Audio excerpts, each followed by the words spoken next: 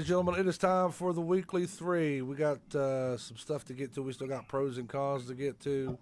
So let's go ahead and get it started this week. Number three, Andrade was finally granted his WWE release, and he got a pretty good deal out of the situation. He can use his WWE name if he wants to, as long as he drops the CN Almas. It turns out he can also wrestle whenever he likes and as soon as possible. According to F4W Online, Andrade has a no 90-day non-compete clause associated with his release. That means he can pick up the phone and schedule a date as soon as he wishes. We talked about this a little bit last week. I figured it was worth going into again. So, Tommy, do you think that you are going to see Andrade at down there with Eddie Kingston and his boys in South Carolina? Well, I'd like to seen Eddie Kingston because he kind of no-showed his own show, but it is wrestling. It is wrestling. But I don't. I mean, it's going to be great for him because shoot, he could call people. Shoot, you might see him up there near the Charleston area. You know, they probably try to get him. Shoot, he'll be all over the place now. It'll be good. He's going to be a good talent, like we said last week. Maybe he'll go to AEW and rock the house there. He's a great talent. I like to see him working. He really is. I expect him to land somewhere, and the sooner the better. You know, he's been off TV since like October, so I mean. I already say that it's been his 90 days. Oh yeah, he's had his days. He's way past 90 days now. So yeah, it's going to be great. I'm glad that they did give him his release and letting him take bookings because it's been too long. Just a waste of good talent. It really is. Which brings me to number two. Since we're talking about Andrade, I might as well go ahead and talk about his counterpart. Charlotte Flair has contracted COVID-19 and will likely miss WrestleMania. Sonny, I got two questions for you. Do you think this could possibly be a swerve of sorts and she'll be back before Mania or at Mania to jump into Asuka and Rhea Ripley thing? Secondly, do you think that she and the WWE has had a falling out since Andrade's departure and she's sitting at home because she's like, screw you guys? I think that she doesn't really have COVID. I do think that there's more to this than they're letting on. I think COVID's a great excuse because no one's really going to question it. But I don't see her coming into the WrestleMania event, though. I think that's going to be Rhea and Asuka. But there's something going on behind the scenes there. So you think there's more? She's supposedly, she's filming a TV show. But why the hell, Lyndon? Since you had to put your 2 cents in, Skip. I'm sorry. Shannon, I'm sorry. Skip. I'll go ahead and bounce over to you. She's okay. She's apparently filming a TV show. Okay, right. Why the hell 3 weeks ago would she come out and challenge Asuka to a WrestleMania match? So there's more to it than just that. Well, you got to ask Vinnie Mac that question. I don't have his number. I don't have his number anymore. I switched phones. You want her to be in the title match, but then she starts filming for this Walking Tall TV series. Then you come out she contracted COVID. Come on. Who's going to really buy that? Maybe she got COVID. What's that, Tommy? Andrade's was still getting paid by that time too because he was just asking for his release. Mike Wills, you want to jump in too? I done talked to everybody else, and you might as well get your shit in too, pal. Yeah, I just got off the phone. Yeah, she's Flair's kid. She ain't going anywhere. What do you mean? I think the likelihood, or the possibility, I should say, of her and Flair both leaving and going to All Elite Wrestling. Could you imagine? Right? It'd be a scandal. But Charlotte won't leave WWE. What else has she got to do there, Lyndon? She's done it all. She ain't done yet. Trust me. She'll at least win about 6 more titles before she actually leaves. No, she'll leave and then come back 5 years from now and then get her other belts. Okay. Anyway, I don't know what's going to happen there. I think there is more to it than just the COVID and more than the TV show. So I guess we'll just wait and see. Which brings me to my number one point, my number one story this week. It was announced that Hulk Hogan and Titus O'Neil will be the host of WrestleMania 37. Hogan will be inducted into the 2020 Hall of Fame this year with the NWO. Titus is a fixture in the Tampa Bay community. MVP and Titus himself have liked tweets on Twitter of fans voicing their disapproval of Hogan being there in any capacity. And I think the only fair thing for me to do would be to pitch this to you, Lyndon, since you are a black gentleman.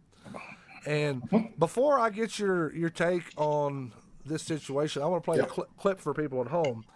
A lot of people don't realize what Hulk Hogan even did. It was 2007 when he had the sex tape leak that had the audio on it of him talking about a black man calling him the N-word. And I don't have Hogan's voice, but I do have the transcripts of them. And I'm going to shoot to that, and then we'll come right back here. And when we do, I want to get your take on it, Lyndon. Yep. I mean, I am a racist to a point. But then when it comes to nice people and whatever, then says, I mean, I'd rather, if she was going to some, I'd rather have her marry an 8-foot tall worth $100 million, like a basketball player. Guess we're all a little racist. Go ahead, Lyndon. So this I think happened in 2008. It come out in 2012, 2015, but the video was shot in 2007. Okay, so I remember this because in 2015, I think this was when the morale in the locker room kind of switched, because I remember solely New Day talking about this because they just said that no person of color being black trusted Hogan at all because of those comments. I, for one, did not approve. I mean, I have my opinions on it because it's like, well, people kind of say stuff when they're not in the room as a person of color. I mean, let's just be real here, simple and to the point. And no, this is not no political thing if y'all are thinking that watching this. This is just simple of we say stuff when we're not around people in our own private area, right? And so when that happened and it got out, the locker room was like, okay, we don't trust Hogan. We don't like Hogan. Like, we don't want to deal with him in any capacity. And so the fact that you're having Hogan and Titus O'Neil host this thing is really beyond me. And Vinnie Mac is trying to do something of, trying to show a camaraderie of some sort. But Titus doesn't like Hogan at all because of those comments that were said back of, when they got wind of it back in 2015. So this happening, I think, is ridiculous. I mean, for me, I don't think there should be any host for WrestleMania. But then again, this is Vince McMahon we're talking about here. So, but yeah, when it comes to Hogan, I would rather not have him anywhere in any capacity. And it's not that I don't like what he did as a performer or wrestler. This is just the person part of Hogan that I just don't like and don't care for. Honestly, we've talked about Hogan briefly on the show here before in the past, and I didn't really get into what Hogan said and what Hogan did. Honestly, I couldn't remember exactly what he done. I know he dropped the N-bomb and people were frowning on him. But after I looked that up today and seen his comments, that's, as a black man, I can imagine that's hard to just brush under the rug and forget. You know what I mean?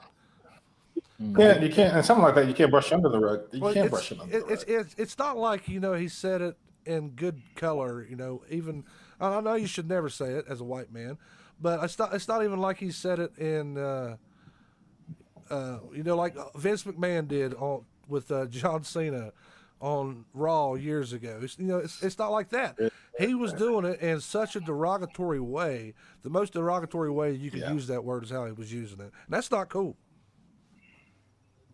No, it's not, because if you look at what we dealt with all last year during the pandemic and everything that's happened, in this year for people of color, for the black community, this is stuff that we're trying to get equality for and seek justice for and wrongdoing for, because it's like, come on now. Like, because me personally, I'm one for, if I hear the N-word said and you're not black, well, don't expect to walk out unscathed in a sense. I'm pretty sure you guys saw that video of the dude getting hit with the twisted T. Yeah. Yeah. Twisted T will make its way back and just hit you. But I mean, hey, maybe they're. I'm like this. You got to educate yourself. You got to educate yourself. Maybe they're swerving us, Lyndon. Maybe they're actually going to have a match between Titus and Hogan in a twisted T on a pole match at WrestleMania. Yeah, that ain't gonna happen. Get his come up and that way. Happen. That definitely won't happen. That'd be nice to see, but that won't happen. Mom's got a great point here. She says, "Why did Hogan even still have a career after that?" I don't know, Mom. I have no Vincent Kennedy McMahon. Don't know. Why is he still in charge? And he dropped the N-word on a live episode of Raw. Why do you think Booker T looked at him so crazy? Yeah. Like, did he just tell me he didn't just say that?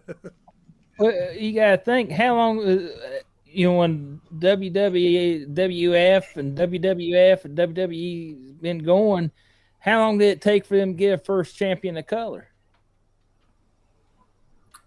Yeah, it was a long. If we're talking about Rock, I mean, Rocky got it like when back in 96.